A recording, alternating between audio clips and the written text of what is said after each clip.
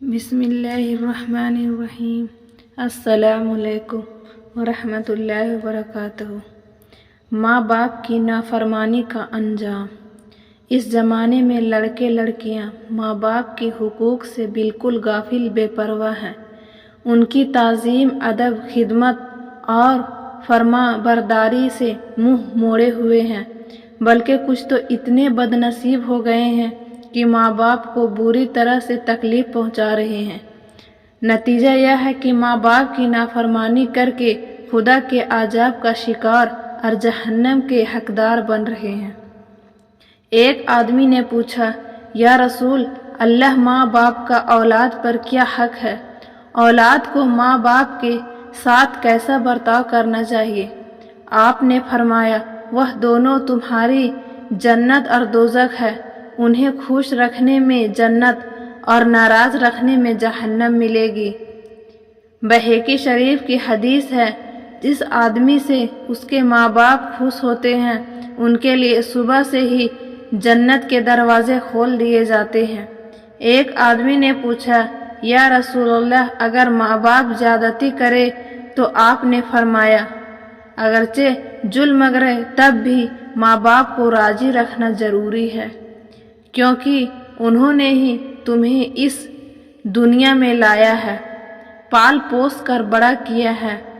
دارمی شریف کی حدیث ہے، کسی کے ساتھ بھلائی کر کے احسان جتانے والے، ماں باپ کی بات نہ ماننے والے اور ہمیشہ شراب پینے والے جنت میں نہیں جا سکتے۔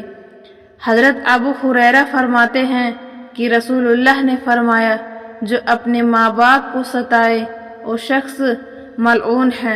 حضرت عبداللہ بن اوفا فرماتے ہیں، ایک آدمی آیا، کہنے لگا، یا رسول اللہ، ایک جوان مرنے کے قریب ہے، اسے کلمہ پڑھنے کی تاکید دی جاتی ہے، لیکن اس کی زبان نہیں چل رہی ہے۔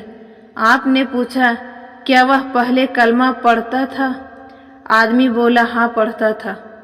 آپ نے فرمایا، جب زندگی میں پڑھتا تھا تو موت کے بعد کون روک رہا ہے؟ اتنا کہتے ہی آپ اس کے گھر کی طرف چل پڑے، صحابہ بھی ساتھ ہو لیے۔ وہاں پہنچ کر آپ نے مرنے والے جوان سے فرمایا، پڑھو لا الہ الا اللہ۔ جوان بولا، سرکار زبان نہیں چل رہی ہے۔ آپ نے پوچھا، تمہاری ماں ہے؟ وہ بولا، ہاں ہے۔ اتنے میں اس کی ماں اندر سے آئی۔ آپ نے فرمایا، کیا تم یہ پسند کرو گی کہ تمہارے لڑکے کو جلتی ہوئی آگ میں ڈال دیا جائے؟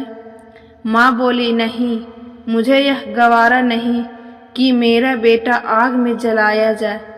آپ نے فرمایا، تیرا بیٹا نافرمان، تو اس سے ناراض ہے، تیری ناراضگی کی وجہ سے اسے موت کے وقت کلمہ پڑھنے کی توفیق نہیں مل رہی ہے۔ اگر تو نے اسے معاف نہیں کیا تو یہ یوں ہی مر جائے گا اور اسے جہنم کی آگ میں جلایا جائے گا۔ کیا تجھے منظور ہے؟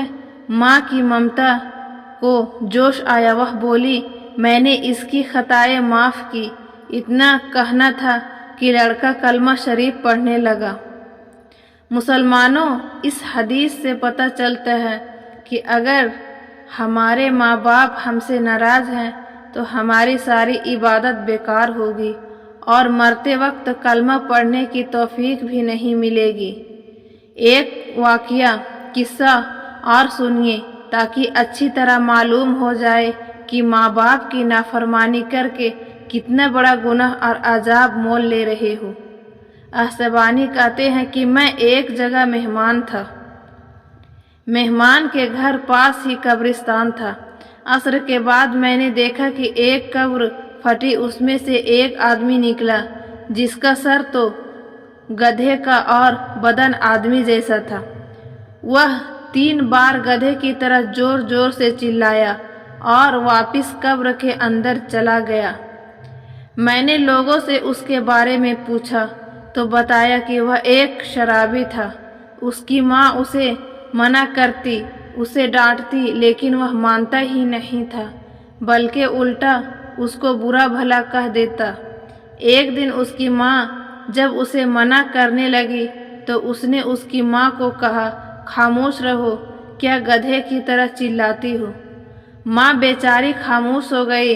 खैर एक दिन वह असर के वक्त मर गया और दफन दिया गया। उसी दिन से हर रोज असर के वक्त यह कब्र फटती है और वह निकलता है और गधे की तरह चिल्लाकर चला जाता है।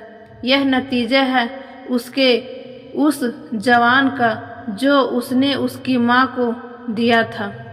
भाइयों, तो पता चला कि माँ बाप की नाफरमानी और शराब पीने वालों को बुरी तरह अंजाम दिया जाएगा।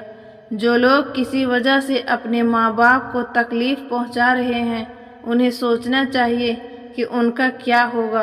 और माँ बाप अगर नाराज़ है तो उन्हें कोई नहीं बचा सकता।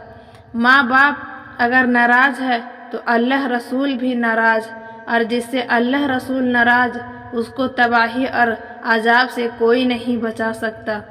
आजकल देखा जाता है कि कुछ लोग अपने माँ बाप को छोड़कर अलग से आलीशान घर बना लेते हैं और अपनी बीवी बच्चों के साथ रहते हैं ताकि उनके ऊपर कोई जिम्मेदारी न आए। जैसे माँ बाप के आखिरी वक्त में लगने वाले इलाज के पैसे, उनकी दवाइयों का खर्चा, तरह तरह की बीमारियों के इलाज के पैसे वगैरह वह खुद लाखों रुपये कमाते हैं, लेकिन माँ बाप को कुछ हजार रुपये देने में हिचकिचाते हैं और बहाना बनाते हैं।